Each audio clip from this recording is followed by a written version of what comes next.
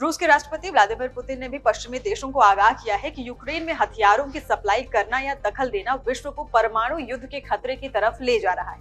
Putin ने साफ कहा है कि यूक्रेन में अपने लक्ष्य को पूरा किए बगैर रूस अपने हमले बंद नहीं करेगा।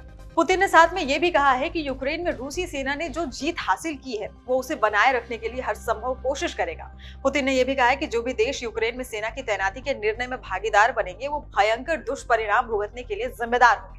पुतिन ने कहा कि जब यूरोप के नाटो देशों पर रूस के हमले की योजना की चर्चा की जाती है तो इसका मतलब ये होता है कि पश्चिमी देश रूसी ठिकानों पर हमले की रूपरेखा बना रहे हैं। यूक्रेन में जो हथियार भेजे जा रहे हैं उनका उद्देश्य भी रूस को नुकसान पहुंचाना है, लेकिन पश्चिमी देश अपने षड्यंत्र में सफल नहीं होंगे और उससे विश्व का नुकसान हो जाएगा। पुतिन ने कहा कि जो देश अपनी सेनाएं रूसी धरती पर भेजने की योजना बना रहे हैं वो अंजाम भुगतने के लिए भी तैयार रहे।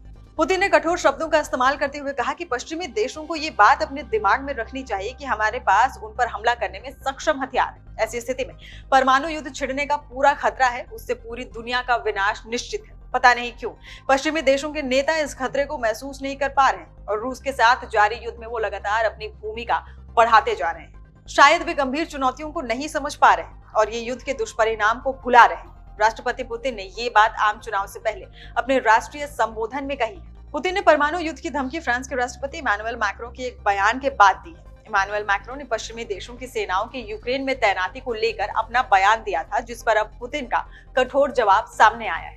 आपको बता दें कि इसे पुतिन की ओर से पश्चिमी देशों के लिए सबसे गंभीर चेतावनी माना जा रहा है। यूक्रेन युद्ध छिड़ने के बाद से ही पुतिन ने अपने परमाणु बल को लगातार तैयार रखा है और आधुनिक हथियारों को विकसित करने की प्रक्रिया भी जारी रखी है।